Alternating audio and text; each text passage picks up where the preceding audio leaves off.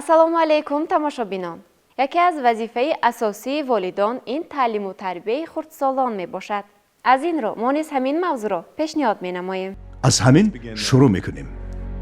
имрӯзҳо чӣ хеле ки мо мебинем, бештар мардум ба он ақида ҳастанд ки таълим ва тарбия бештар дар муассисаҳои таҳсилоти миёнаи умумӣ бояд ба роҳ монда шавад, ё ин ки бештар масъулиятро падару модар эҳсос кунад, муҳити хуби педагогӣ дар хонавода бояд фароҳам оварда шавад, ё ин ки ниҳодҳои дигари ҷамъиятӣ ҳастанд ки дар таълиму тарбияи фарзанд бояд масъул бошад. бале, аз нуқтаи назари қонунгузории ҷумҳурии Тоҷикистон агар дида бароем, қонуни масъулияти падару модар дар таълиму тарбияи фарзанд мушаххас равшан кардааст ки вазифа ва ӯҳдадориҳои падару модар дар таълиму тарбияи фарзанд чӣ гуна аст, вазифаи омӯзгорон дар муассисаҳои таҳсилоти миёнаи умумӣ чӣ гуна аст ва инчунин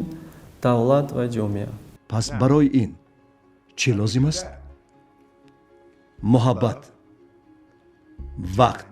маҳз ҳамин мавзӯъро интихоб карданамон беҳуда нест, зеро ин масъалаи рӯзмарраву тағйирнаёбандаи одамон аст. гарчи дар ҳақиқат бо гузашти замон ва бо тағйир ёфтани муносибатҳои ҷамъиятӣ имрӯзҳо бештар масъулият ба дӯши падару модар ва хонавода гузошта мешавад ва ин дар қонуни ҷумҳурии Тоҷикистон дар бораи масъулияти падару модар дар таълиму тарбияи фарзанд низ инъикоси худро ёфтааст. аммо як чизро бояд мо фаромӯш накунем. масъулият эҳсос кардан ва дарки вазифа дар таълиму тарбияи фарзанд пеш аз ҳама аз он бояд вобастагӣ дошта бошад ки дар ҳолати дуруст ба воя расидани фарзанд чӣ қадар масалан тарафҳо манфиат мегиранд. масалан то чӣ андоза метавон манфиат ёфт? мо бештар барои дарки ин масъулият, барои дарки вазифа ё вазифашиносӣ як чизро фаромӯш мекунем. дар ҳолати дуруст ба роҳ мондани таълиму тарбия ва дуруст масалан инкишоф ёфтани фарзанд, хусусан хислатҳои хуби инсонӣ, масалан меҳнатдӯстӣ, ватандӯстӣ, қавииродагӣ, муоширати хуб доштан ва муомилаи хуб доштан, рафторҳои хуб доштани фарзандон мо бисёр ифтихор мекунем ва ҳаракат мекунем ки бештар чунин хислатҳоро намоиш диҳем то ин ки обрӯ ва манзалати худро дар ҷомеа мавқеи худро боло бардорем. ва ин маро ба фикре водор сохт. дар акси ҳол чӣ? дар ҳолати зуҳур шудани хислатҳои на он қадар ношоиста, бадахлоқонаи фарзандон бисёртар ҳаракат мекунем ки аз баъзе ҳатто чорабиниҳо худдорӣ кунем, худамонро ба канор гирем. яъне чунин эҳсос мешавад ки амалҳои фарзанди мо масалан ба падару модарон то як дараҷа таъсири манфӣ шояд расонад. фаҳмо, пас ба мушкилоти гуногуни зиндагӣ дучор шудани насли наврас ки айбдор аст? агар дар сатҳи хонавода гӯем, масалан кӯдак тамбал ё эрка ё ин ки инҷиқ ё ин ки дигар хислатҳои на он қадар шоён тарбия ёфт, ҳатман зарараш ба хонавода мерасад. масалан дурӯғ гуфтани фарзанд, ё ин ки аз кор гурехтан, ё ин ки тамбал шудан, ё ин ки гапгардонӣ кардан, дигар хислатҳо низ ҳатман ба падару модар бисёр як таъсири манфӣ мерасонад. дар мактаб чӣ? агар дар сатҳи мактаб гӯем, айнан чунин муносибат ба омӯзгорон низ метавонад таъсири манфӣ расонад.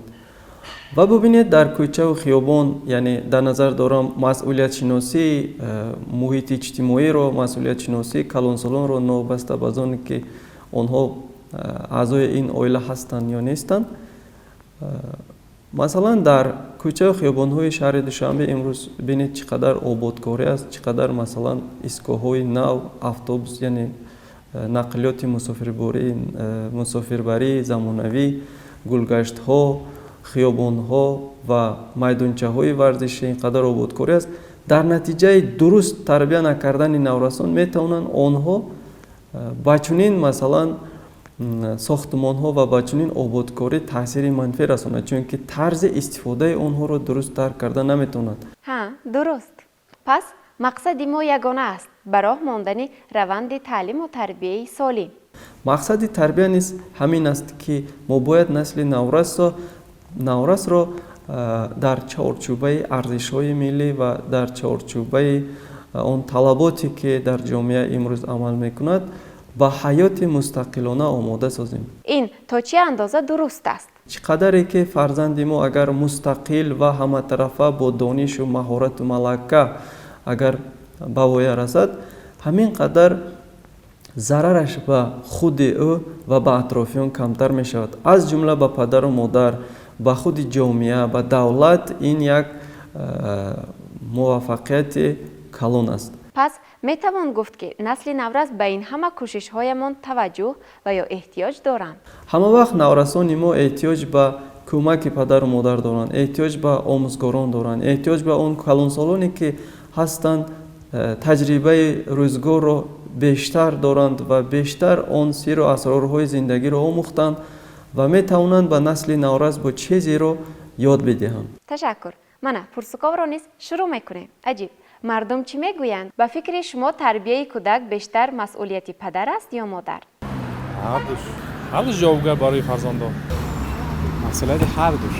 برنامه پرسکاو است. نمیتونم بخشم. ببخش چی؟ نه استید هم پدر و هم مادر به فکر من. تربیت کودک پیش از همه این با اویله وابستگی کلان دارد. اویله که گفتیم در اویله هم پدر و هم مادر یعنی که نقش می‌بازند. برای همین تربیت کودک به واسطه با پدر و مادر وابستگی کلان دارد. یعنی به هر دو. به هر دوش وابستگی کلان دارد و از همه اساس با مادر وابستگی کلان دارد. سلام علیکم. از ویزای صفحه برنامه پرسکاو است. او حتی با ما گفتگو نمی کند در این خصوص. تربیت فرزند این اول شما به حضور فکر نه کرد. گوش کن من این مسئله رو نمیگم. من کوشش کردم صحبت کنم، سعی کردم فهمانم، اما در یک دنیای دیگر است. از هر طرف ویزای صفحه برنامه پرسکاو است. خیر مایلاد پدر هم پدر هم مادر باشه. مادر هر دو طرف باید باشه. مسئولیت مادر وابسته به هر دو. بسیارتر به مادر است. هرچون. به فکر من در اویله مسئولیتی بلندتر در تربیه فرزند این مادر دارد. که پدر بسیارتر 24 ساعت بیرون داره. از خفای رزق روزی و دعوت و دیگر چیزا زیادتر به مادر وابستگی داره. البته مادر. مسئولیت هر دوش. بیشتر مسئولیت مادر است. و فکر من بیشتر به هرشون مربوط است. زیادتر مادر داره. هر دو. مسئولیت هر دو است. هر دو.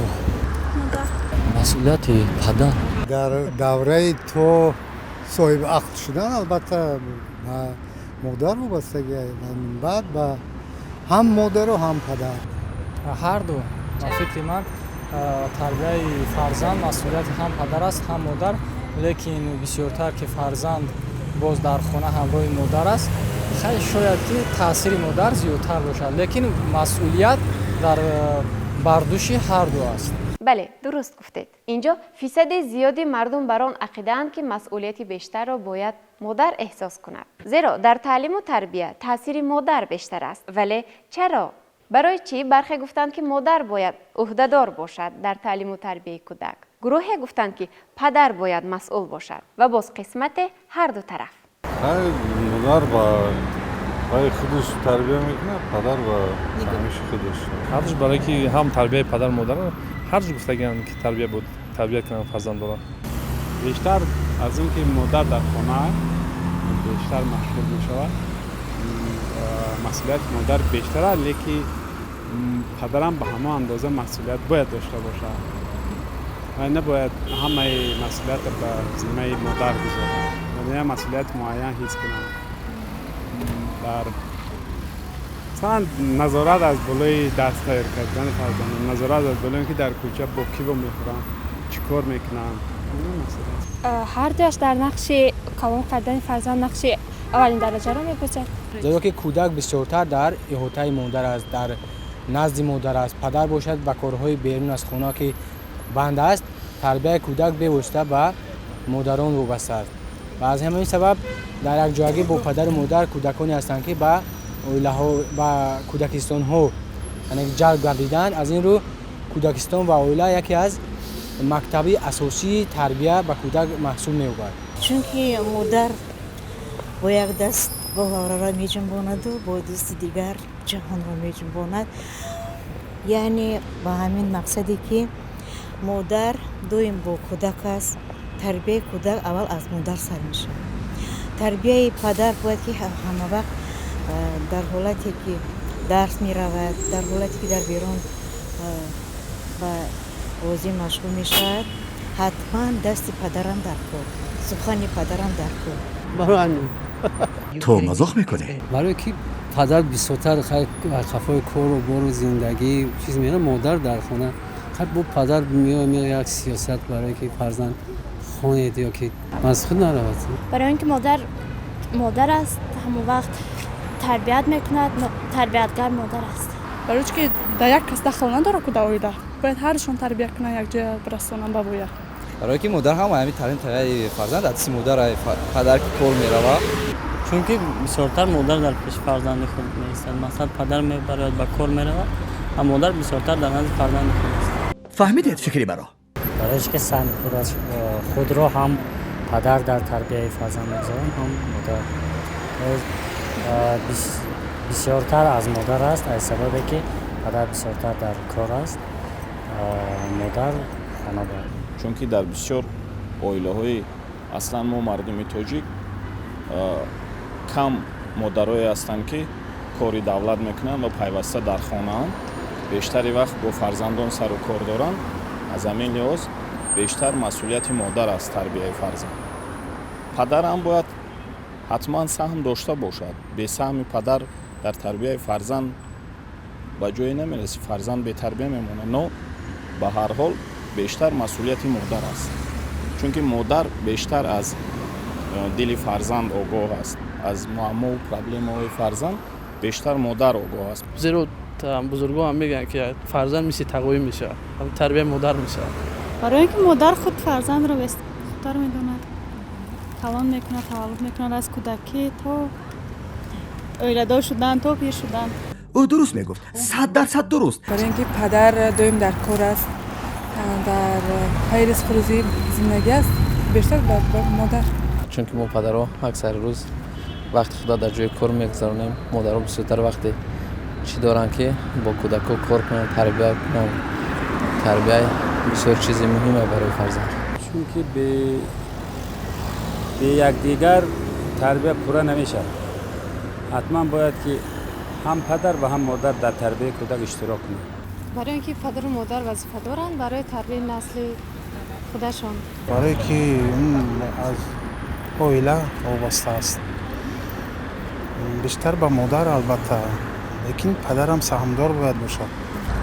چون بیشتر مادر نگاه میکنه. پدر کار میره و مادر زیر نظارت مادر است. من فقط دلیل آوردم. برای اون که تعلیم تربیت این خصوصا در دست پدر، چون که مادر تربیت میکند نسبت به پدر نه. با خاطر که اگر فرزند دختر باشد و با مرحله نوی تربیت باید دنیا بینی و باید هم پدر هم مادر در مسئولیت فرزند خود را مسئول دانند و برای انکشاف وی همه جهت مساعدت کنند. پاسخ همه حقیقت خود را داشت و به خود خاص بود. اما آموزگاران چه تا چه اندازه نقش دارند در تعلیم و تربیت کودک؟ آموزگاران از بس که بسیاری وقت کودک‌ها در مکتب می‌گذارند و هم سهم خودشان باید بزرگ برای تربیت فرزند. رنگ مانند پدر و مادر آموزگار هم همه صد تربیت میکنه فرزند. آموزگار در حدی که اما درسایی که برای وجود داشته است، در همون حدی که درسی که در دانشگاه مکتب میشه در حدی هم مسئولیتش که مسئولیت معین داشته باشه. خب چیزی که میدونیم بیشتری ساعتی کودک در خانه است و وقتی که از خانه برایت فرزند در مکتب هم تا یک درجه نقش مهم فقط در یک роҳи муайяне ки дар оянда бояд чӣ интихоб кунад кӯдак, муаллим нақши аввалин дараҷаро медозад. мураббия ва модар ин як мафҳуми ба ҳам занҷира ҳастанд. яъне ки модар агар ки дар хона аҳамият надиҳад мураббия инқадар кӯшиш кунад ин бефоида аст, ҳарчанд ки нақша дошта метавонад. вале дар маҷмӯъ агар ки мо гирем бояд ҳам агар ки кӯдаке ки ба кӯдакистон яъне ба таълиму тарбия фаро гирифта шудааст, бояд дар раванде ки мураббия кор мекунад, бояд модар ҳам дар алоқагӣ дар якҷоягӣ бо мураббия кору фаъолият карда ба тарбияи кӯдак нақши худро гузорад. ҳадафи мо ҳамбастагист. нақши омӯзгорам беҳад зиёд аст. таълиму тарбия қавман ду иборае ки ҳастанд дар якҷоягианд. ҳар ду тарафам ҳам дар оила, ҳам дар мактаб, ҳам дар ҷомеа бетараф будан гуноҳ аст ба фикри ман дар ҳама ҳолат. тарбияам бо дар донишгоҳам мисол буд ё ки мактабам миёнаам бошад, аз маълим мисол вабаста мекунад буд 10%. омӯзгор метавонад дарс диҳад, одоб ёд диҳад, не ки бештар аз модар вобаста аст. омӯзгор агар модар ё падар коргар бошанд, омӯзгорам саҳми хиша мегузорад барои тарбияи насли навраси ҷомеа.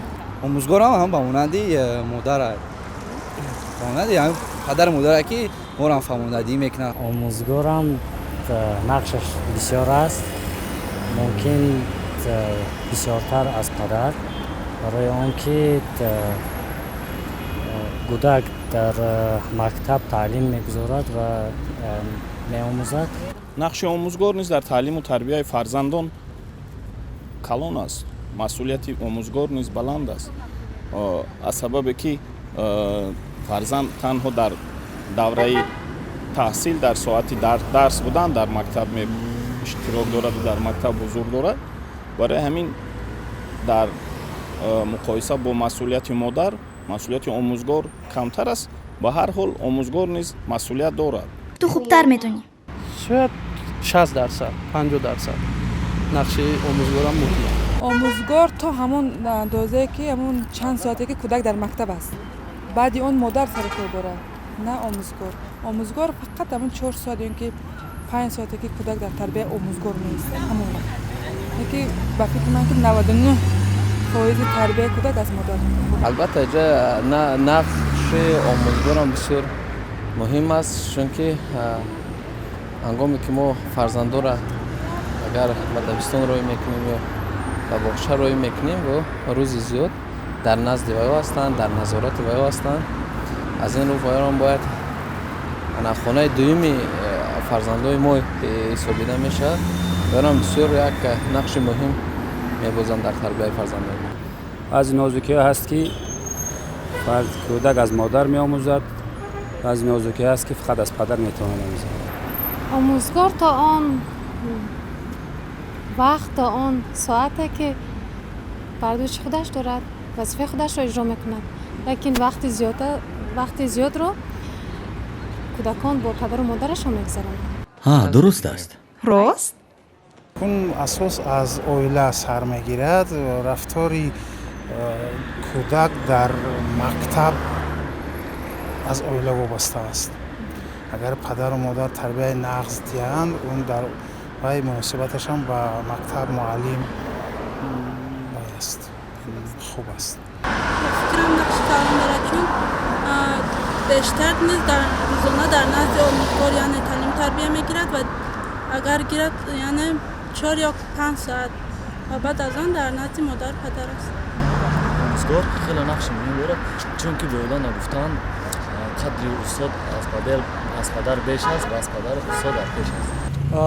омӯзгори нақши дуюм дараҷа дорад, чун фарзанд аввалин инкишофёбиашро дар хона ҳамроҳи падару модар мегирад ва чӣ хеле мо мушоҳида мекунем, ҳар ҳамин оилае ки солим аст, дар он ҷо фарзандои солим ба воя мерасад ва баъзе ҳамин оилаҳое ки камбудиҳо дар он ҷо бисёр мушоҳида мешаванд, мо мушоҳида мекунем ки фарзандони онҳо дар ҳамон мактаб ҳам ислоҳ намешаванд ва бо ҳамон тафаккур, бо ҳамон чи хислату характере ки дар хона қабул кардаанд, бо ҳамон хислату характер و باید میرسند و در جمعیت تاثیرگذار میشوند. سپاس برای پاسخ. اکنون باشد باز یک سوالی جالب داریم. به نفرانی که نسبتاً کلانسال هستند چنین مراجعت نمودیم. به فکرتان شما نسل نورس را تعلیم و تربیت درست داده توانستید؟ من بله البته. آینده نشان میدم چی گفتن. با فکر من به طور کافی نیست. چونکه تربیت خودش بسیار در نگاه من چیزی است که نه همه وقت با اون میسر میشه. چونکه هست تاثیر تلویزیون، هست تاثیر بیرونه، هست تاثیر یار و رفیق بیگونه. برای همین من با فکر من از کودکی حتی ابوعلی ابن سینا گفتگی بود که در گوهر از 3 روزگی علاقه دیر شده است تربیت. برای من از سن کودکی، از سن خردی، از باغچه، مکتب، در دانشگاه ها باید به این چیز دقت جدی دهیم. بله چکنی من روزی فرزندم دوگانگیان مکتب یک دم میخونن بود دوم پیانیر بود انگلیسی و راست کشیدم تا یک اندازه من فکر میکنم که بله توانستیم چون که امروز فرزند کلانی من در سن 13 سالگی است در صنف 7 تحصیل میکند. از نگاه من از با فکر من تا یک اندازه من موفق شدم در تعلیم و تربیت فرزند خودم. البته شو هر انسانی که من باور کامل دارم هر یک انسانی که خودش انا یک تربیت درست یافتگی در یک عائله مقصد با فرهنگ یک عائله خدمتشی در مساش با باید رسیدگی است یک معلومات عالی دارد مکتب خونده است دانشگاه خونده البته او هر حتی از خودش زیادتر با چی کردن میتونه بعضی چیزی که خودش رو بروش رگه کوشش میکنه در فرزندش همون کاملیو دیگه تکرار نشود. نقدرار حرکت میکنیم که با زمان نو مطابق با تربیت نماییم. خیلی خوب. از جوانان باشد پرسیدیم که آنها آماده‌اند تا نسل نورس را تربیت درست دهند. بله من هرچند که با اون درجه که خودم میخواهم یعنی که از خودم طلب مینمایم با تعلیم و تربیت کودکان آماده نیستم لیکن تو درجه میتوانم که از اودش برایم. زیرا من همچون پسیکولوگ در یکی از مؤسسات تو مکتبی شهر دوشنبه به حیث پسیکولوگ شده فعالیت میکنم و تعلیم تربیت رو از مربیای سابقه بسیار ساله داشته یاد گرفتم و با وجود این از استادانم پروفسوران بی حفیظه مجید و مدینه ددبای و منیره عابد و دیگران نیز کار و فعالیت کرده با همراهی آنها یاد گرفتم و بازم از بالای خودم کار کرده ایستادم. نه ها دانشجو هستم. برای چی بنه؟ برای پیشروی خلق خودمان، برای آبادی همه نمیخواد که به تربیت باشد در جهان جامعه ویران پیدا کرده. خیلی مایده آینده در ممکن توانه. راست؟ بله البته. چرا نه ممکن. مشکل است در زمان خیلی مشکل. درست است که مثلا پدر مادر نصیحت میکند اما متاسفانه امروز در کودکی 4 ساله هم تلفن دستش ده کودکی 5 ساله هم تلفن دستش ده دیگه تربیت مستقیم دارن وزیر از اینترنت و اخلاقیات و مثلا دیگه چیزا. نه بله آقا خانواده هستم. اکنون چی میگم ولی مکتب مادر هستم فرزندی مکتب خوان دارم خیلی کوشش میکنم که برای رشد رود. البته بله 100% من آماده هستم و همچنین با تعلیم و تربیت فرزندانم هم عین حال مشغول هستم و خوشبخت هستم که 3 فرزند دارم و فرزند پسر کلونیم را با یک مسئولیت خاصی پدرانه و امسال با صنف 1 رسیدگی کردم. راست؟ کاری عالی میشد. تشکر برای جسارت. با امید آن که این برنامه نیز پسند شما گردید خیر میگوییم دوستان. همیشه موفق و پیشرفت باشید.